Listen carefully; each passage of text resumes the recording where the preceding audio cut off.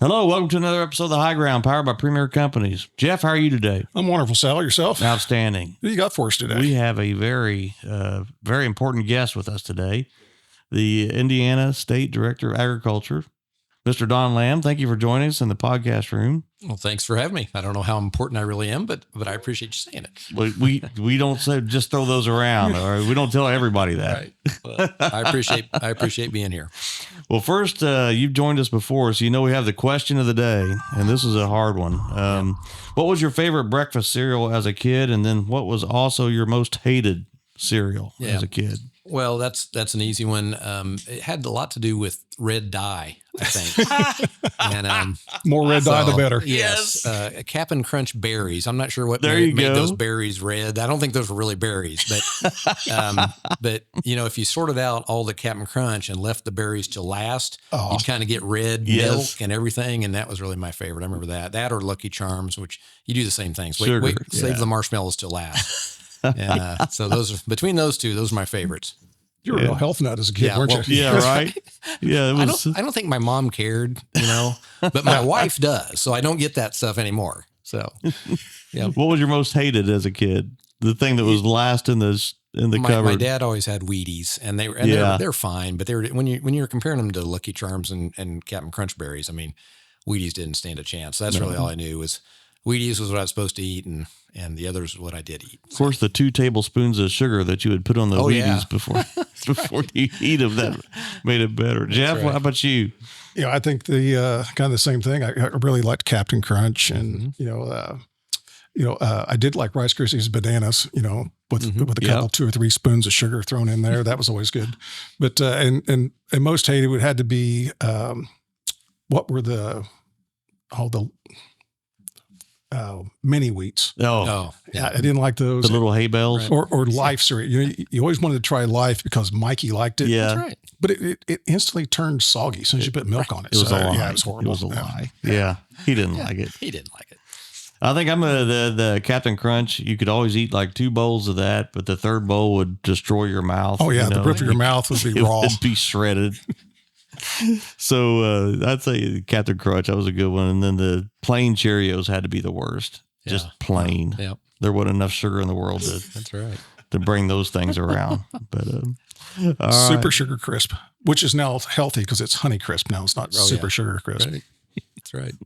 Mr. Lamb, what's going on in the Ag Department of Indiana? Wow. Where do we start? Yeah, where do we start? There's a lot going on, and you can kind of take the federal issues and bring them right to the state level, and in some ways it comes right down to the county level. I mean, it just things that right now in government, chaos is not a bad word to describe it. Really, it's just lots of unknown, and so lots going on. Mostly to do, honestly, with budget, budget concerns, budget cuts, what's important, prioritizing, and as a small government kind of guy and a person who really appreciates that. I mean, there's some really good things about that.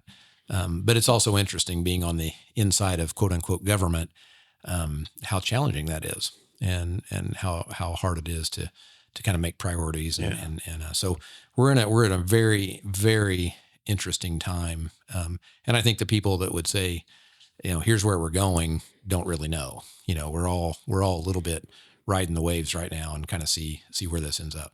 Well, the Ag Department itself is facing some budget cuts. Really, statewide, a lot of what they did when they made the budget, they kind of went back to about 2020. I think they were kind of thinking, okay, let's get things back to pre-COVID was one theory. And so they took out, everybody got a 5% cut, but we'd had some money in 2021 that was appropriated for mainly the grain buyers division, and which was an area we'd struggled in. And honestly, the Department of Ag really didn't have adequate funds to do that program the way it needed to be done. And so they'd given us some extra appropriation for that. And so we've been living on that for the Grain Indemnity Fund and doing the rest of our activity through our general fund. But so that got taken out in that original budget proposal. It was about $600,000. And, everybody along the way, as we talked to legislators and this and that, everybody's like, oh yeah, well, yeah, I'm sure that'll get put back in. It hasn't gotten put back in yet. So we're still, we got till tomorrow, and we're hoping that by some miracle, there's some adjustments, and maybe somebody would say, hey, let's slide that back in. But if they don't, that's a really big cut for us. We're really looking at about a 35% budget cut. Oh my goodness.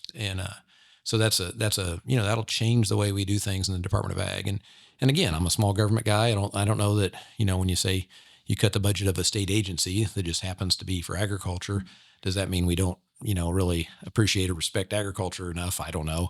But the bottom line is we'll have to change what we do and reprioritize some things. So we're kind of in a spot where, we're doing a lot of soul searching and prioritizing in what we do. Kind of, I think, a little biased, but it seems like the Department of Ag in Indiana has been fairly lean or ran fairly efficiently. Yeah. I don't think there's any doubt, really. I don't mind saying that a bit publicly. When you look at other states, we are very, very thin on how the state funds the Department of Agriculture. Now, again, does that mean they don't care about agriculture? No, I don't think that means that directly. But we're really about the second smallest Department of Agriculture in the country. 9th largest farming state, 7th largest ag exporter, $35 billion of product a year. And we're a very small Department of Agriculture. Now you take the other side of that is we don't do a lot of regulatory function that other states do. So we have the Board of Animal Health, and we have the Office of State Chemist that do a lot of the things that in a lot of states, those would be functions under the Department of Agriculture as well. But even when you add those in, you add a Board of Animal Health in, add the State Chemist Office in to what we have, we're still a very, very small Department of Agriculture. And so I'm proud of that. I mean, I don't think that that's something to be ashamed of. It's like, well, gosh, we do a lot with a little, and we always have. But that's why this particular year hurts a lot, because I think you've taken an agency that really was very underfunded, very lean, very efficient, and now you've given a bigger than normal cut. Nobody else. I don't know. I doubt if any other agency is going to have a 35% cut. It may be more dollars, but as far as a percentage cut, we're getting nailed pretty good. That's a lot. Yeah. There was some talk about moving the state chemist underneath the Department of Ag. Where are we at on that? Yeah, that one really went away, and I think a lot of that, it gets to be, we really appreciate the Office of State Chemist, and we don't have, as far as what we would do, part of the question was, okay, if you do that, what do you expect us to do? Sure. What do you want to be different? Because if you said, Don, now you're in charge of the State Chemist Office, I say, okay, keep doing what you're doing, State Chemist Office. Stay where you're at. Stay at Purdue. And don't move. because there's not a great way to, you think about what would it look like? Purdue wouldn't have a lot of motivation to keep that office there on their campus. That's pretty good real estate that Purdue could use for something else if Sure. it was really a state agency or under a state agency. And so we'd have to come up with places for those folks to be. We'd have to come up with some labs. We'd have to come up with certain things the state would have to do. So it really doesn't make a lot of sense unless there was some real problem with the State Chemist Office. And I think that kind of came through. There's always an attitude of regulation is bad. Let's kind of, and if somebody gets fined or gets knocked on, you find your legislator and say, these guys are doing are over-regulating us. And that's kind of an easy argument to make. But in reality, especially in the ag world, we really appreciate the guardrails that the state chemist gives us. We need somebody like the state chemist to do what they do. And it's actually, it's just like kids with boundaries. We really need those boundaries. So the whole idea of, hey, let's get rid of regulatory stuff. Well, it ought to be efficient and it ought to make sense, but we don't need to be getting rid of it. We just need to work well with them. And we've always worked great with the state chemist. I think you guys at Premier do too. You'd probably say the same thing. Gosh, they're good people. And I don't know that there's a big need for that change. They've seemed to have taken pretty much a common sense approach to things. There's been some issues, but they're always open to meet, and then we find a common middle ground. So, and that's the way, in general, just ag in Indiana, that's the way it works. That's the way BOA does as well. Board of Animal Health, same sorts of things. They're regulatory, but boy, they are an advocate for the whole livestock industry. And same way with State Chemist Office, yes, they're regulatory, but they're really also advocates for the pesticide industry too, because it keeps us able to use the products we've got. It keeps us with tools in the toolbox, and working as a team is the way it's always been here. And I think it works great. That's good to hear. It's good to hear. So, well, you're talking about the federal stuff and just kind of moving those down to state level. I mean, here comes the T word. Here comes the T word, right? A year ago, I don't think we would have thought we'd be talking about this today. But Yeah. No, the tariffs are are a really big deal. And there's not a great answer to that. Again, I would say if anybody tells you, well, here's what's going to happen, they don't know. We don't really know where this is going to go. The whole idea is we've got short-term pain for long-term gain. And I hope that that's the way it works out. I think that's a good word too, is hope. Sure. I think we in agriculture have a lot of hope that short-term pain will turn into long-term gain. And when you think about fair trade over the long haul, we think about security and some of the things that we did down at the southern border, just as far as getting that security done. That was a piece of that. And so that's something we can all get behind as well, I think. And so there's all that's the hope side of it. But the bad side of it is we're paying the bill. Agriculture is one of the biggest payers of the bill of the trade war. And again, short-term pain, we can do that for a little while. We can't do it for a long time. Yeah. So when does short-term pain turn into long-term pain? And then, are there ways that they can help us a little bit if we get to, stretching this out longer and longer? It's kind of interesting when you think back to the, first Trump administration. He really did this with China. And I remember at the time, my whole life I've heard China's hard to deal with. China, they back out on contracts. They change this, they change that. They change exchange rates. They're tough. And I think at that time, especially, I thought, you know what? I'm glad somebody's finally, let's do it. If we in agriculture can help be part of the solution to getting this figured out for the long term, let's do it.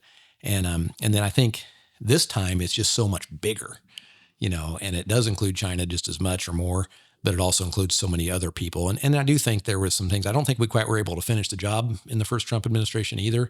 And I think the dairy industry especially would probably say, we've still not really recovered from some of the loss that we had during that first trade war, so to speak. And so there's those things you have to worry about. It's like, where are we, in the specifics, what are we really going to lose long-term versus this short-term pain? Well, speaking of trade with other countries, you've been traveling around the world a little bit. Yeah. So what are some of the things you've learned or some of the surprises that you were expecting? Yeah. We, it's interesting. And one thing I'll throw out too, I really appreciate the USDA. I really appreciate the National Association of State Departments of Agriculture. I really appreciate an organization called Food Export Midwest, because we did last year, our Department of Ag went on about 15 different trips, trade missions. I was on about 4 or 5 of those. But we had influence in 15 different trips, and our total budget we spent from a state was less than $40,000. Wow. And so because the USDA, because those different relationships at the federal level really make it easy for you to go. They really and they set it all up and they make it efficient. So we have a great system at the federal government where the state can kind of take advantage of that. And I guess the one thing, my biggest take home from that was probably my trip to South Korea. And the cool thing about South Korea was it's a really great place. It's really nice, fun place to be. And then you can go up there to that demilitarized zone and look across to North Korea, and there's no more stark contrast. Oh my God. And it's just this thing about communism versus capitalism, and it's so obvious that it works. And then the whole idea is we're good trade partners with South Korea, and we sell them a lot of ag products, and they are the size of Indiana. They're 51 million people. In the same geographic size of Indiana. In the same footprint. And most of it's mountainous. They cannot grow enough food for their population, no way. And so we're that part for them. And then they've got great technological products. They send us a lot of things that we need, and we like to trade with them. And so that friendship, that trade, it's a perfect example of how it should work, And then you think about the geopolitical ramifications of that place, Sure. North Korea and then China. And if we weren't their really good friends like we are, it would change everything about that region, because we're the big brother that can back them up, just like China's kind of backing up North Korea in that same situation.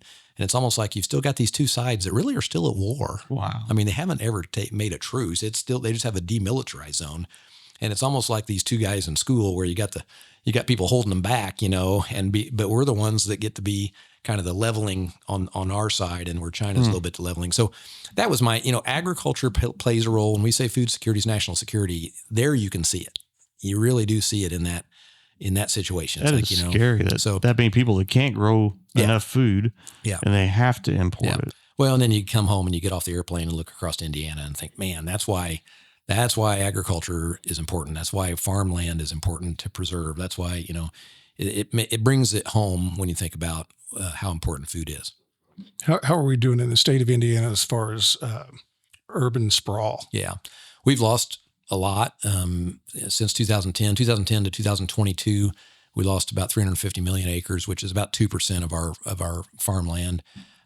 So that was done. That they asked the Department of Agriculture to do a study on that. So our department did that and came up with that. And then part of another bill this year was to make sure we do that at least every 5 years, where we keep track of it. So part of it is just knowing what we all think. You got to have a baseline. Yeah, you got to have a baseline. So we all think we know what we're losing, or know we're losing a lot, but now we can kind of track it a little bit better.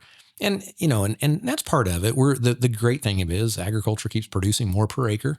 And so, the idea that we can't say at the moment, well, our food is in real jeopardy because of what we're doing. But now that we're tracking it, now we've got a place to start and a way to keep up with it. And say, okay, we are getting to a point where we're starting to lose some food production capabilities. And at that time, you got to get really serious about preserving that farmland. When you look at preserving farmland, let's talk about preserving water. And you might just live in a little bit of a hotbed. Yeah. I live in Boone County and never would have dreamed that we'd be talking about water. We talk about water quality, but we never talked about water quantity. And the idea that it would be manufacturing or development really that was the demand for the water, and then let's bring some water down from Tippecanoe County, and that fires some people up, and just the whole idea that we can here's how we can solve this problem, and all of a sudden there's a lot of people saying, now wait a minute, and so again it'll turn into one of those things. It's now it's a healthy conversation. Now there's a lot of talk about water and what do we want to do. We can't just willy-nilly assume that we can pipeline water across from one watershed to another watershed, and then what that looks like. So there's been a lot of good work put into that now. Farm Bureau got really involved in it and had a water task force. And so, I feel like it's almost one of those deals where you threw out this big grenade and then we all kind of jumped on it is what it amounts to. And now we're figuring out, how do we do this? Because, it might be logical to move water at some point. It really might make sense, but you got to know that you're not really hurting that current aquifer, and you have to have test wells, and you've got to take it seriously. So, yeah, what is it? Whiskey's for drinking and water's for fighting, or something like that. I think it's the when they talk out west, and who would have thought here in Indiana we'd be talking like that? Yeah. But it's part of the subject now. Wow, that's I just knowing where you're from, I thought we'd get that one in there. Yep. Talk about losing farm ground to urban sprawl, but what about to the solar fields? Right. And is that going to change, since you may think that this administration may not subsidize right to the degree or extent as it has been in the past. Yeah. What does the future of that look like? Yeah. My gut would say that that's true, that there will be less incentives to do that.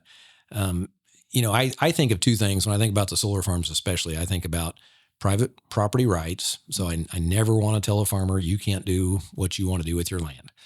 And so that's one thing. And then I also really, really think it's important to have local control. And you've got zoning boards and you've got county commissioners for a reason, and they have to make those decisions for what the people in their local communities want. And those two things right there, sometimes are contradictory as far as, the farmer's right to do what he wants with his land versus the local control. But the local control, you have to take into account what the neighbors think. And if you live right next to this, it's going to be a solar farm. Is that a farm anymore? Yeah. Really? And you can call it a farm, but if you've been by one of the big ones, it looks pretty industrial all of a sudden, and it does really change the landscape. And so I think, there is an argument there that it is not just a farm any longer at that point. So anyway, I don't know, that's probably been the most contentious issue in the last year as far as people, anytime I'm at a group and somebody, if you ask for questions and you throw up a hand, it'll almost always be about solar and what are we going to do about it? And so again, I think there's places for it. It's got to be efficient. That's the other thing too. You can't just put solar panels anywhere. And that's one of the things that people think, well, why don't we put it on top of buildings? Why don't we put it on all the poor ground? Why don't we do this? Well, it's got to be close to a trunk line where you need the power, and it's just like farming or anything else. You don't want to farm a 3 acre, 3 corner patch if you can farm a 100 acre square field. And so the solar companies are looking for the 100-acre square fields, because Sure. that's efficient and economically it makes sense. So we don't like it from a farming standpoint, but it's not going away as far as a topic, but I do see it shifting gears a little bit now. There's been so much pushback on it.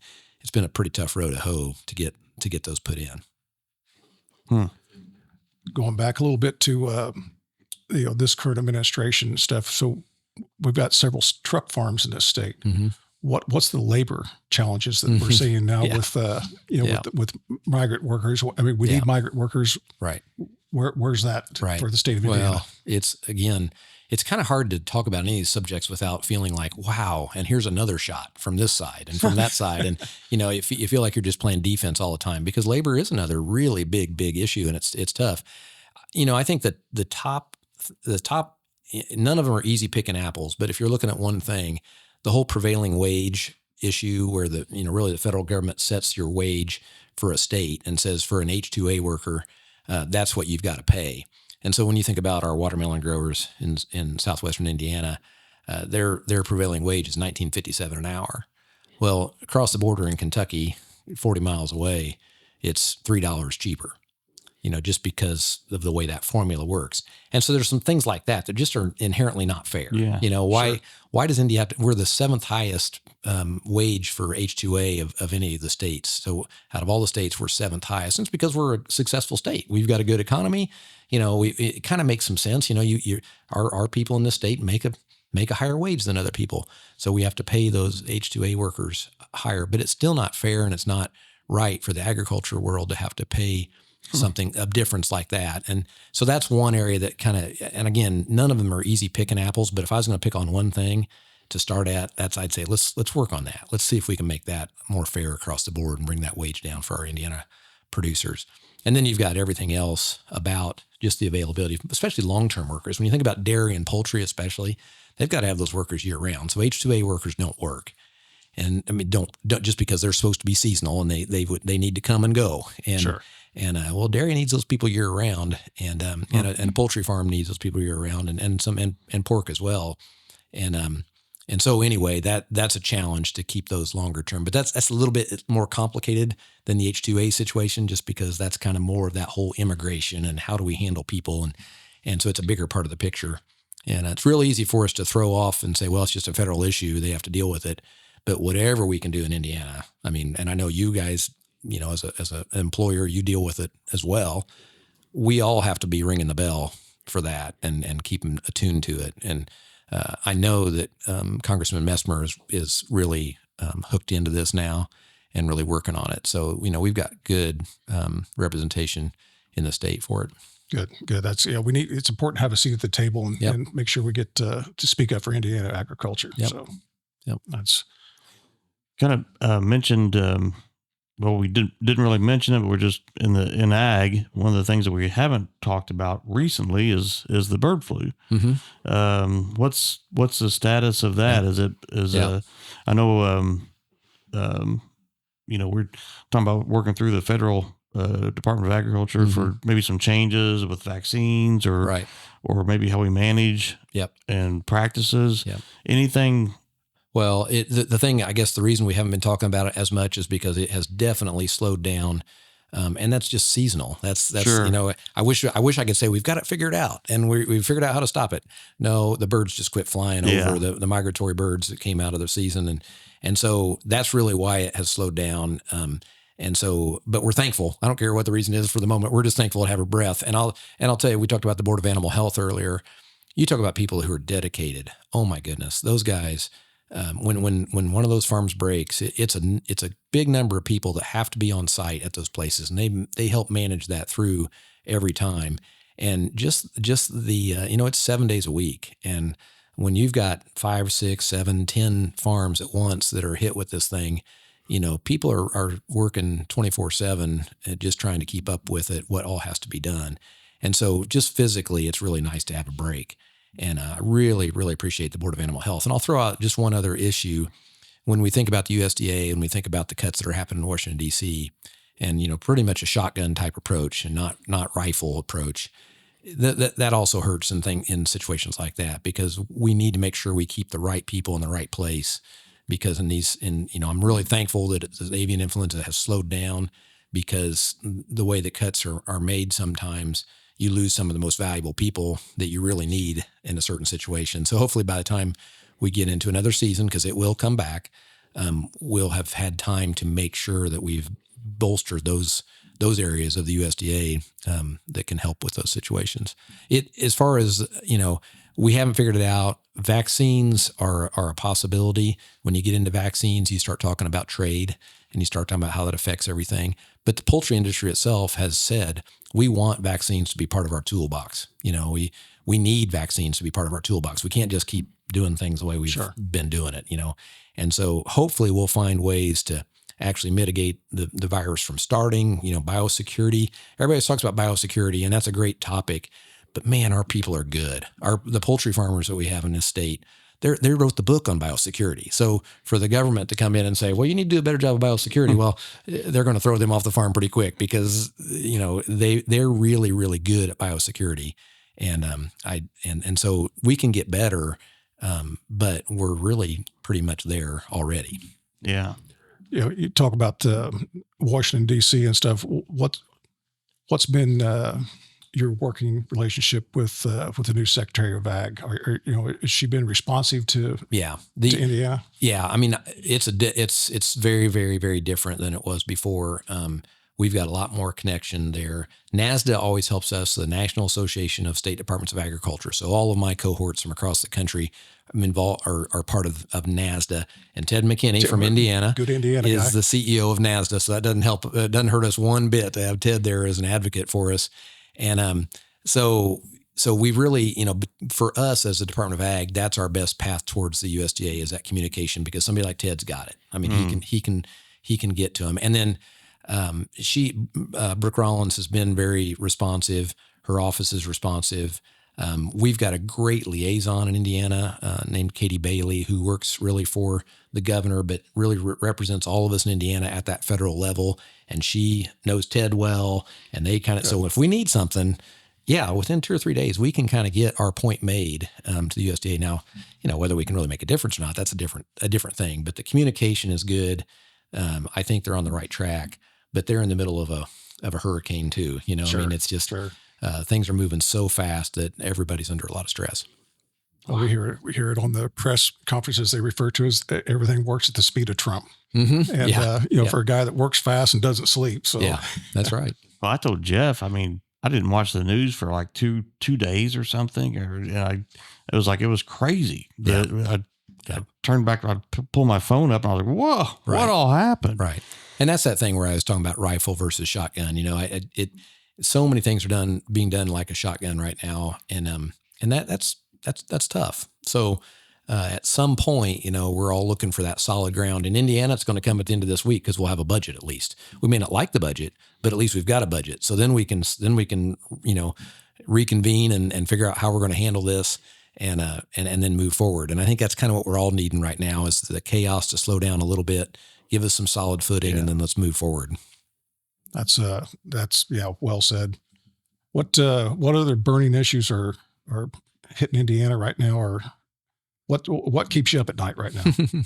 Well, one thing that's interesting, we've got the whole Make America Healthy Again movement, and with RFK, and I don't mind saying I was not excited to have an RFK at the head of the health department as far as that goes, because of his stance on oil seeds and things like that that are so important to us here in Indiana, But the bottom line is, it's what we have right now. That's who we need to work with. And he's been good to work with. He came to Indiana last week.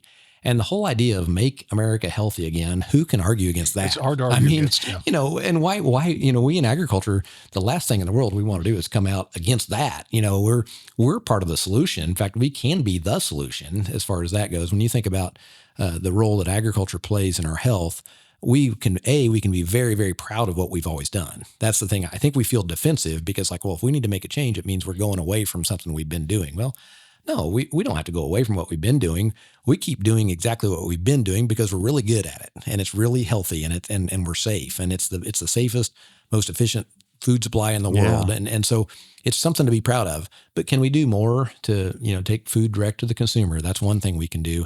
But another thing we can do, honestly, is just as an agriculture community, why don't we get a little more serious about being healthy? Sure. We as farmers, we as ag retailers, we as people in the ag community, we can do much better than we've done. And, we really ought to. And so if nothing else, it could be motivation, even on some personal level, to just stay more healthy and then promote that as part of what we do in agriculture. We help people stay healthy, and nothing to be ashamed of from the past. And this is the world that we're dealing with at the moment. So we might as well get on the train and go with it. Well, your personal challenge could be to come up with where we could raise a crop that provides the red dye to make the crunch berries that you miss so much. Yeah, that's right. A healthy red dye. We need to come up with that. Bring back crunch berry. Maybe your wife will let you eat them. Crunch berries. I love it. I love it. That's good. So you got to think outside the box, Al. Yeah. So that's one thing. And then the other thing I would throw out kind of on the negative side of that, when you're putting pressure on us to be more healthy and to have a better food supply, and our food inspectors, our meat inspectors on the Board of Animal Health are really crunched. The budgets for things like meat inspections has been down from the federal level, and we haven't been able to pick it up at the state level at the rate we should. So it's really hard right now to expand local meat processing. Very hard. Partly, even if somebody can afford to do it, we don't really have enough inspectors to just expand, because you can't produce or process that meat without those inspectors. And so right now, it's, again, that shotgun approach has really been hurting the budget for people who do that kind of work. And at the same time, you're turning around saying, we want more local food, we want more healthy food, Well, give us some tools. Yeah, but we want inspectors, obviously. So. Yeah, so that kind of goes hand in hand with it. That's an angle I hadn't thought of. Yeah. I know, everything's so connected. Yeah. It's huge in Indiana. And I really, really give a shout out to the small and medium size meat processors and what they do. It's a tough business, and there's not a lot of margin in that. And we all want more of that. We all really want to be able to buy local, especially meat. We know we can't grow strawberries year round in Indiana. We're going to buy those from Arizona and everything else, but we can buy meat local, year round if we have a system that'll allow it to happen. And so that's, I know we're going there, and I know we're going to improve that world, but it's kind of a tough world to improve at the moment. Interesting. That's and those meat processors, are they relying on H-2A type workers as well? Are they able to get enough labor? Labor is definitely an issue. I don't know. I can't tell you how much they rely on H-2A workers. I don't know exactly. I know the big meat processors. Yeah. The big ones definitely do. And I can't tell you as far as local processors how much they rely on that, but I can tell you that labor is an issue. It's not, it's not a job that just everybody wants to do. And it's an art form, man. The people that do that, I mean, I am so impressed with the people who are the meat cutters, and they take such pride in their work, and I love the fact that, partly because of our culture right now and the way we look at food and the way we look at even food competitions and things like that, it's added an element of competition to it that's healthy, I think, healthy in more ways than one. It's healthy because it's healthy, and it's healthy because it's good for economic development. Well, you're in charge of putting on the state fair, I think. So let's have a meat cutting contest. Yeah. What, speaking of that, I think I just saw your picture somewhere in the news. Well, Corteva built the Coliseum. Yeah, named the Coliseum. It's now the Corteva Coliseum, which is really cool. And when you think about that, and you think about what Indiana means and what the state fair means to Indiana agriculture, I always call it the Super Bowl of agriculture. And it is the place that we can tell the most people at one time the story of agriculture. And then to have Corteva, have a big part in that and their name in it, we take for granted the fact that, having Corteva in our state as their headquarters is really a big deal. Mm-hmm. And we're really proud of that. And I love the fact that they're involved now at the state fair at a different level. Is there anything new and exciting at the state fair that you can, give breaking news right now? I don't know if I've got any inside track on the new and exciting. The one thing I will tell you is the state fair staff is so good, and Cindy Hoy leads that. But really, kind of that top tier of their senior leadership, I'm always just very impressed with what they come up with. I get to be on the state fair commission, and then partly we have a seat on the state fair board too. So we get to see kind of the inside part of it from our department and have a little influence on it. But the staff is really good, and I just give them a lot. Every year there's something new. Every year there's something exciting, and I don't see any reason that the state fair is going to lose any momentum this year. Interesting. We'll look forward to visiting. So, what else you got, Sal? Well, I know I have more, but I can't think of what it could be. I got my head's a little kind of spinning right now. Welcome to my world. Yeah. So, I think one thing you said, Don, was that it just seems like whatever the issue, it feels like you've got arrows coming from all sides. Yeah. I would say the thing that's consistent though, and I can just say this in all sincerity, all honesty, this is not just the cheerleader. Agriculture is so cool in Indiana. The people in agriculture are so resilient. The people in agriculture are so connected. The people in agriculture, we may not always see eye to eye on every issue, but we band together very well. And right now, I think we're seeing that in Indiana. It is a tough time.